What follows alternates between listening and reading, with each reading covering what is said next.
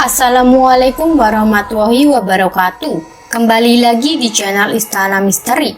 Untuk kisah yang akan saya bawakan kali ini yaitu sebuah kisah yang berjudul Pesugihan Warung Soto Pak Bas. Dan sebelum kita lanjut ke ceritanya, tekan dulu tombol like video ini dan jangan lupa tekan juga tombol subscribe channel ini. Nyalakan juga lonceng notifikasinya agar tidak ketinggalan cerita-cerita baru dari channel ini. Dan seperti apa untuk kisah kali ini? Langsung saja kita masuk ke ceritanya.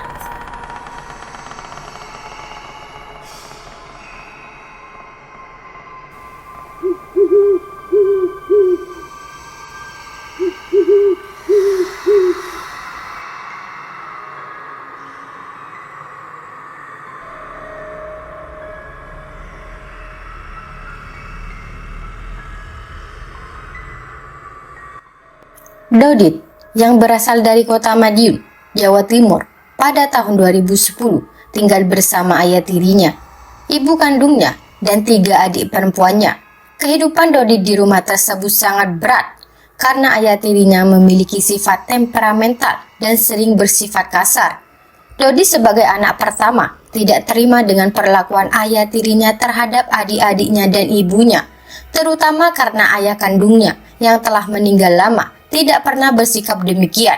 Ketika ayah tirinya membentak ibunya, Dodit merasa sangat marah dan sempat membicarakan hal ini kepada ibunya. Namun, ibunya selalu membela suaminya yang baru. Akhirnya, pada tahun 2010, Dodit memutuskan untuk meninggalkan rumah dan merantau ke sebuah kota Jawa Tengah dengan tujuan bekerja dan mengirim uang untuk membiayai pendidikan dan kebutuhan sehari-hari adiknya. Sesampainya di kota tersebut, Dodit mencari kos-kosan terlebih dahulu sebelum mencari pekerjaan.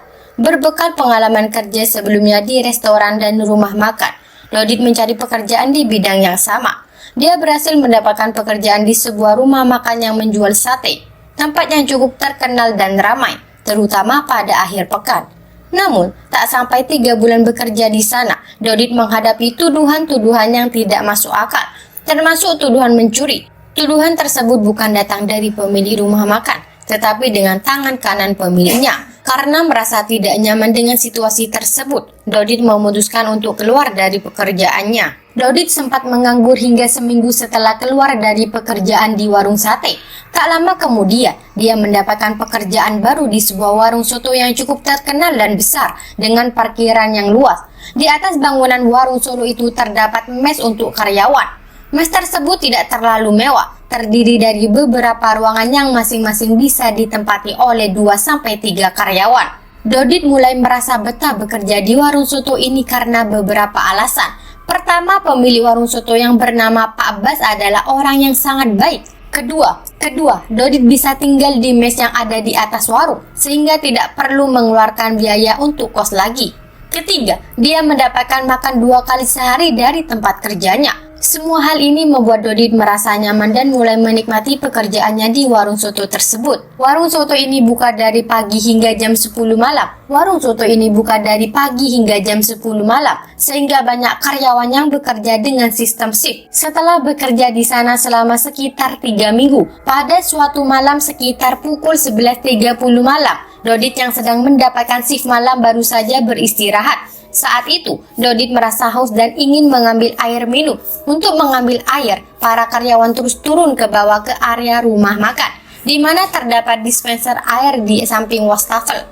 Ketika Dodit turun dari tangga, dia melihat sosok putih berdiri di samping wastafel. Pada awalnya, Dodit mengira itu adalah dispenser yang ditutupi kain putih. Namun, saat dia mendekat, dia menyadari bahwa galon air sebenarnya berada di sisi kanan wastafel. Sementara sosok putih tersebut berdiri di sisi kiri wastafel. Sosok putih ini berdiri diam di sana, membuat Dodit terkejut dan merasa merinding. Dodit semakin yakin bahwa sosok putih yang dilihatnya adalah pocong. Karena takut, ia segera kembali ke atas mes. Di sana, beberapa karyawan masih terjaga dan mereka kaget melihat Dodit yang buru-buru naik dengan wajah ketakutan. Mereka bertanya, "Kenapa, Dit?"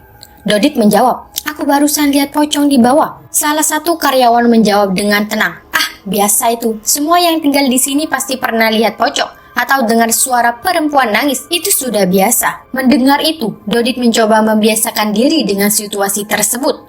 Mungkin teman-teman yang sudah lebih lama tinggal di mes itu sudah terbiasa, sedangkan Dodit baru tahu. Namun dia terus menjalani aktivitas kerjanya di warung soto itu. Suatu hari, ada satu keluarga yang makan di warung soto tersebut. Terdiri dari seorang bapak, ibu, dan dua anak mereka. Anak yang pertama adalah laki-laki berusia sekitar 15 tahun, dan yang kedua perempuan berusia 13 tahun. Dodit melayani mereka, bolak-balik mengantarkan makanan dan secara otomatis memperhatikan keluarga tersebut. Ia melihat anak perempuan itu tidak mau makan sotonya. Dodit bolak-balik mengantarkan makanan dan memastikan anak perempuan itu tetap tidak mau makan. Terlihat seperti ngambek dan menahan tangis. Ketika suasana sedang ramai, Dodit menunjukkan ke arah anak perempuan itu dan berkata kepada temannya, "Lihat itu, si cewek itu gak mau makan sotonya." Temannya menjawab, "Iya, dari tadi memang tak perhatikan, dia gak mau makan sotonya." Setengah jam kemudian, keluarga itu pamit dan menuju ke kasir untuk membayar sebelum pergi. Saat Dodit beres-beres, ia memastikan ada satu mangkok soto yang belum disentuh. Ia juga melihat ada topi perempuan yang tertinggal di sana. Dodit buru-buru memanggil keluarga itu yang sudah berada di parkiran mobil. "Tunggu Pak," seru Dodit sambil melambaikan tangan. Dodit menyerahkan topi tersebut dan bertanya kepada ibu si anak, "Bu, tadi adiknya kenapa kok gak mau makan sotonya?" "Iya Mas, biasa Mas, anak ini dari kecil memang biasa melihat yang aneh-aneh," jawab ibunya. Dodit penasaran. "Emangnya lihat apa Bu?" Bu itu enggan menjelaskan lebih lanjut dan berkata, "Ah, ya biasalah Mas, biarin saja Mas, masuk saja." Namun kakak laki-laki si anak perempuan itu akhirnya menjawab, "Itu loh Mas, dia lihat anak kecil duduk di atas kuali terus anak kecil itu meneteskan air liurnya. Jadi dia gak mau makan karena jijik." Dodit kaget mendengar itu. "Oh ya sudah Bu, saya pamit dulu, terima kasih," katanya. Ketika jam 10 malam, setelah semua karyawan pulang, Dodit menceritakan kejadian itu kepada salah satu temannya yang juga memperhatikan anak perempuan tersebut tidak makan sotonya. Dodit bertanya, "Kamu tahu nggak tadi kenapa si anak itu gak mau makan sotonya?" Temannya menjawab, "Kenapa memang?" Dodit menceritakan tentang sosok anak kecil yang duduk di samping kuali dan meneteskan air liurnya, membuat si anak perempuan jijik. Mendengar cerita Dodit, temannya mulai berpikir, "Kayaknya memang benar deh, ada isu kalau rumah makan ini tuh menggunakan pesugihan. Tapi aku sendiri dan anak-anak sini juga gak tahu apakah benar seperti itu atau tidak. Tapi kita tahu sendiri, Pak Bas itu adalah orang baik." Lama Dodit bekerja di warung soto itu, ia semakin mengenal Pak Bas sebagai sosok yang sangat baik dan perhatian kepada karyawannya. Banyak karyawan sudah bekerja di sana selama 2 hingga 7 tahun merasa betah karena Pak Bas memberikan berbagai fasilitas seperti kredit motor dan pinjaman uang yang memudahkan kehidupan mereka. Satu malam setelah bekerja sekitar 4 bulan, Dodit hendak mengambil minum lagi, mengingat pengalaman horor sebelumnya. Ia merasa takut dan memutuskan untuk mengajak temannya. "Antar aku dong ambil air," kata Dodit. "Ya wes ayo." "Oh itu gitu aja takut," jawab temannya sambil bermain HP. Mereka turun bersama dan tiba-tiba Dodit melihat sosok pocong berdiri di samping wastafel lagi. Dia langsung naik ke atas, sementara temannya yang masih asyik dengan HP-nya belum menyadari apa yang terjadi. Beberapa detik kemudian, temannya melihat ke arah wastafel dan melihat sosok pocong yang berbalik menghadapnya. Temannya terkejut dan melempar HP-nya sambil berteriak-teriak ketakutan. Kejadian ini membuat semua karyawan ketakutan dan tidak ada yang berani turun untuk mengambil air sampai pagi hari. Ketika jam menunjukkan pukul 6.30 pagi dan lebih banyak karyawan sudah datang, barulah mereka berani mengambil air minum. Hal-hal seperti ini sering dialami oleh Dodit dan teman-temannya selama bekerja di sana. Suatu kejadian tragis terjadi ketika Dodit sudah bekerja sekitar 5 bulan. Pada pagi hari itu, Dodit masuk shift pagi seperti biasa. Beberapa karyawan yang masuk shift malam masih beristirahat di mes atas. Tiba-tiba, 2 orang karyawan turun dengan ketakutan sambil teriak, "Pak, tolong Pak, tolong!" Pelanggan yang sedang makan langsung terdiam dan salah satu tangan kanan Pak Bas, seorang bapak-bapak, segera menghampiri 2 karyawan tersebut. "Kenapa? Kenapa? Jangan ramai-ramai, ada pelanggan." "Anu Pak, itu Pak, si Coki kesetrum," jawab salah satu karyawan dengan panik. Pak Bas segera memerintahkan kepada beberapa karyawan, termasuk Dodit, untuk memeriksa Coki. Mereka semua naik ke atas dan menemukan Coki sudah dalam keadaan kaku, tidak bisa diselamatkan lagi. Ternyata Coki kesetrum saat mau mengecas HP-nya dan meninggal seketika. Setengah jam kemudian, warung makan itu ditutup sementara dan Coki dievaluasi menuju rumah sakit. Kejadian ini meninggalkan kesan mendalam bagi semua karyawan dan pelanggan yang ada di sana. Kejadian tragis ini menjadi pembicaraan di antara karyawan dan mengingatkan mereka tentang berbagai kejadian aneh dan menyeramkan yang pernah mereka alami di tempat itu. Setelah dilakukan otopsi kecil, pihak rumah sakit menyatakan bahwa memang Coki kesetrum. Akhirnya, pihak keluarga pun mengikhlaskan dan Coki pun dimakamkan. Setelah peristiwa tersebut, orang-orang yang tinggal di mes mulai merasa takut. Pertama karena Coki meninggal di mes lantai 2. Dua karena kejadian kesetrum yang menimpa Coki terjadi tiba-tiba. Padahal stop kontak yang digunakan selalu aman sebelumnya. Suasana beberapa hari setelah kematian Coki menjadi tegang. Karyawan lebih banyak diam dan jarang berbicara satu sama lain. Setelah 12 hari setelah kematian Coki, terjadi lagi kejadian tragis. Seorang karyawan ibu-ibu terjatuh dan kepalanya terbentur sudut bak mandi hingga bocor. Ibu tersebut dilarikan ke rumah sakit namun akhirnya meninggal dunia. Setelah kejadian itu, diadakan rapat yang dipimpin oleh tangan kanan Pak Bas yang menyampaikan pesan agar kejadian seperti itu tidak membuat panik pelanggan dan diusahakan untuk tidak terdengar di luar lingkaran karyawan. Pesan ini juga berasal dari Pak Bas untuk menjaga agar warung tetap ramai dan tidak sepi karena kabar buruk. Para karyawan mau tidak mau menuruti arahan tersebut. Meskipun suasana bekerja menjadi sangat kaku, mereka tetap bertanya-tanya mengapa dua karyawan meninggal secara mendadak dalam waktu singkat. Suatu hari, ketika Dodit masuk shift pagi sekitar jam 7, ia dan teman-temannya turun bersama dan kaget melihat kondisi warung yang berantakan. Meja dan kursi berantakan, sambal-sambal tumpah di lantai, dan suasana benar-benar semrawut. Biasanya, karyawan shift malam membersihkan dan merapikan warung sebelum menutup. Namun kali ini mereka menemukan warung dalam kondisi yang mengerikan. Dodit bertanya-tanya apa yang sebenarnya terjadi semalam. Mereka menduga sesuatu yang tidak beres telah terjadi, namun tidak ada yang berani berbicara lebih jauh tentang itu. Ketika Dodit dan teman-temannya mencoba mencari tahu dari karyawan shift malam, mereka hanya mendapat jawaban yang samar dan penuh ketakutan. Kejadian ini menambah misteri dan ketegangan yang sudah ada di warung soto tersebut. Setelah mereka membereskan dan membersihkan lantai serta mengambil kursi dan meja ke tempatnya, Dodit melaporkan kejadian tersebut kepada Pak Bas. Ia berkata, "Pak, tadi pagi kami melihat meja dan semuanya berantakan, sambal-sambal sampai tumpah ke bawah. Bahkan ada yang sudah mengering. Ini gimana, Pak? Ada tanggung jawab anak-anak shift malam." Pak Bas kemudian mengumpulkan semua karyawan shift malam terakhir. Ketika ditanya oleh kepala rumah makan, mereka menjawab, "Pak, mana mungkin kami membiarkan rumah makan ini kotor dan pulang begitu saja. Kami pasti membereskannya dulu." Untuk memastikan kebenaran, mereka memeriksa CCTV bersama-sama. Rekaman menunjukkan bahwa karyawan shift malam telah membereskan meja, menyapu dan mengepel lantai hingga bersih sebelum pulang. Namun, sekitar jam 2.30 pagi, terlihat kursi bergerak sendiri diikuti oleh kursi dan meja lainnya yang bergerak dan berantakan. Tak ada seorang pun di sana saat kejadian itu. Semua karyawan, termasuk kepala rumah makan, merinding melihat rekaman tersebut. Kepala rumah makan kemudian menutup rapat tanpa klarifikasi lebih lanjut dan menyuruh karyawan kembali bekerja. Dodit dan karyawan lainnya masih bertanya-tanya mengapa kepala rumah makan tidak mencari tahu penyebab kejadian aneh tersebut.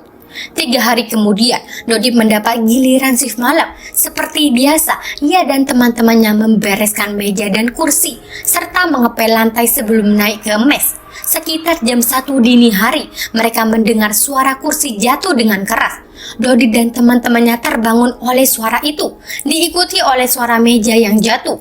Mereka tidak berani turun untuk memeriksa dan hanya mendengarkan suara-suara tersebut selama 5 menit. Pagi harinya, ketika mereka turun, mereka melihat ruangan porak-poranda, sambal berjatuhan di lantai, kecap muncrat di dinding, dan meja kursi berserakan. Kepala rumah makan yang datang sekitar jam 7.30 pagi juga kaget melihat kondisi itu. Ia segera memeriksa CCTV. Dan benar saja, rekaman menunjukkan kursi dan meja dilempar tanpa ada penampakan manusia. Setelah kejadian itu, karyawan disuruh membereskan kembali. Beberapa minggu kemudian, salah satu teman Dodit jatuh sakit dengan demam dan meriang. Ia dirawat di rumah sakit selama 5 hari dan akhirnya meninggal dunia. Kabar kematian temannya membuat Dodit dan karyawan lainnya drop mental. Mereka mulai merasa was-was dan ketakutan setiap kali harus bekerja, apalagi di shift malam. Mereka mulai mencari-cari penyebab kejadian aneh ini, mulai dari mencari penjelasan rasional hingga mendatangi orang pintar untuk mendapatkan pencerahan. Namun tidak ada jawaban yang memuaskan. Suasana kerja menjadi semakin mencekam dan ketegangan terus meningkat di antara para karyawan. Dodit dan rekan-rekannya hanya bisa berharap kejadian mengerikan ini akan segera berakhir. Kejadian aneh di rumah makan membuat karyawan mulai ogah-ogahan bekerja. Satu persatu dari mereka meninggal secara mendadak. Dodit mulai menghubungkan kejadian tersebut dengan peristiwa yang pernah dilihatnya. Seorang anak kecil yang enggan makan soto karena melihat sosok mengiler di atas kuali. Ia berpikir apakah benar Pak Bas menggunakan pesugihan agar rumah makan ramai. Dan apakah mungkin 3 karyawan yang meninggal adalah tumbal pesugihan Pak Bas? Dodit kemudian berbicara dengan teman-temannya setelah sholat Jumat. Mereka juga berpikiran sama, Pak Bas mungkin menggunakan pesugihan dan menumbalkan karyawannya. Hal ini membuat Dodit semakin was-was. Beberapa hari kemudian, Dodit berbicara kepada Heru, temannya yang berasal dari kota yang sama, namun tinggal di mes. Dodit berkata, "Her, kayaknya aku mau keluar dari sini. Aku takut. Aku percaya sama tumbal-tumbal pesugihan itu." Heru yang merasa nyaman bekerja di sana dan memiliki tanggungan cicilan motor ke Pak Bas, tidak ingin ikut keluar. 3 hari kemudian, Dodit mengundurkan diri dan kembali ke Madiun setelah menelpon ibunya. Ia mulai bekerja di Madiun lagi dan jarang bertukar kabar dengan teman-temannya termasuk Heru. Beberapa tahun kemudian, Dodit bermimpi nongkrong di warung kopi bersama teman-temannya dari rumah makan. Heru duduk berjauhan darinya, yang aneh karena biasanya mereka dekat. Dodit bertanya, "Ru, kamu ngapain duduk di sana? Duduk di sini loh, biasanya join rokok sama aku."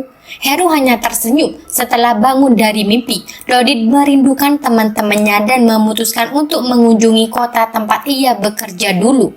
Ia mencoba menghubungi Heru, tetapi tidak diangkat. Dodit kemudian menuju warung kopi dan mengirim chat WA ke Heru. "Her, aku ada di warung biasa. Kamu mampir sini ya." Dodit menunggu hingga sekitar jam 10.30 malam dan akhirnya Heru datang.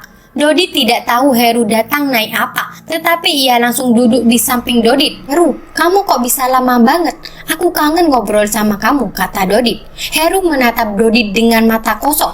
"Maaf Dod, aku sudah gak bisa lama-lama di sini. Ada sesuatu yang ingin aku ceritakan." Dodit merasa ada yang aneh dengan Heru, tetapi ia tetap mendengarkan. "Apa itu, Her?" tanya Dodit. Heru menjawab dengan suara pelan, "Setelah kamu keluar, banyak hal aneh terjadi. Banyak karyawan lain yang merasa hal yang sama seperti kita. Beberapa dari mereka juga mengalami kejadian serupa. Aku sendiri merasa selalu diawasi oleh sesuatu yang tidak bisa aku lihat." Dodit merasa semakin takut mendengar cerita Heru. "Lalu, kenapa kamu tetap bekerja di sana, Her? Kenapa gak ikut keluar kayak aku?" tanya Dodit dengan penasaran. Heru menghela nafas panjang. "Aku gak punya pilihan, Dot. Aku masih punya tanggungan cicilan motor ke Pak Bas. Tapi sekarang aku merasa sudah waktunya untuk pergi. Aku gak bisa bertahan lagi." Percakapan mereka terganggu oleh suara keras dari arah dapur warung kopi. Heru tiba-tiba berdiri. "Dot, aku harus pergi sekarang. Jaga diri kamu baik-baik." Heru kemudian pergi meninggalkan Dodit yang kebingungan. Keesokan harinya, Dodit kembali mencoba menghubungi Heru, tetapi nomor Heru sudah tidak aktif lagi. Dodit semakin merasa bahwa ada sesuatu yang tidak beres dan menyesal tidak bisa membantu Heru lebih awal. Akhirnya, ia memutuskan untuk mencari tahu lebih lanjut tentang apa yang sebenarnya terjadi di rumah makan tersebut dan berusaha menemukan kebenaran di balik kejadian misterius itu. Dodit yang merasa heran karena Heru tiba-tiba datang tanpa motor, segera berangkat menuju rumah Heru. Setibanya di sana, ia mengucapkan salam. "Assalamualaikum." Ibu Heru keluar dan Dodit menjelaskan kedatangannya. "Mau cari siapa, Mas?" tanya Ibu Heru.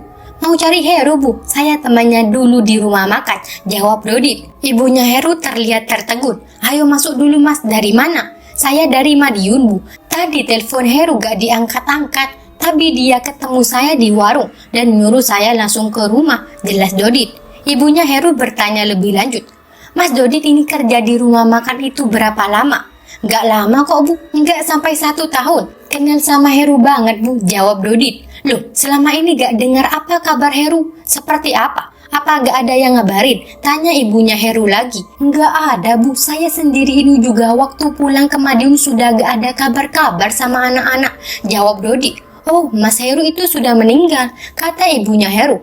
Dodit kaget dan tak percaya. Innalillah loh, yang bener Bu, tadi Heru ketemu saya di warung. Iya, makanya ibu juga heran kok masnya ini ketemu Heru di warung. Masa mas-mas ini ngelamun? Heru sudah meninggal mas, 1 tahun yang lalu, jawab ibu Heru. Dodit merasa bingung dan tidak percaya. Ibunya Heru kemudian memanggil adiknya Heru untuk menunjukkan foto-foto Heru sebelum dimakamkan.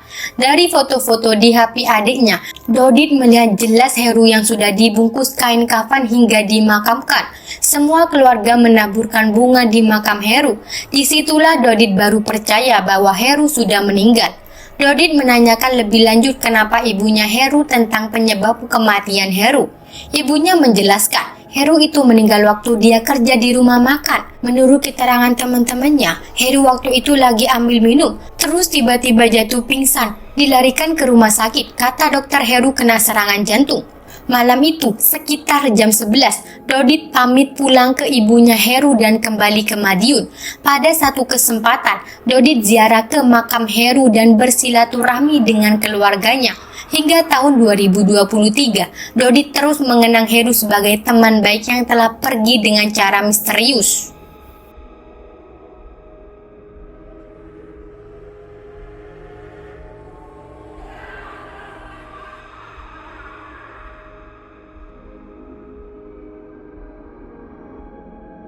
Baik teman-teman, sekian untuk kisah kali ini. Bagaimana menurut kalian tentang kisah ini? Tulis di kolom komentar. Dan buat teman-teman yang baru bergabung, jangan lupa untuk like, komen, share, serta subscribe channel ini. Dan nantikan kisah-kisah horor berikutnya. Tetap di channel Istana Misteri. Terima kasih. Wassalamualaikum warahmatullahi wabarakatuh.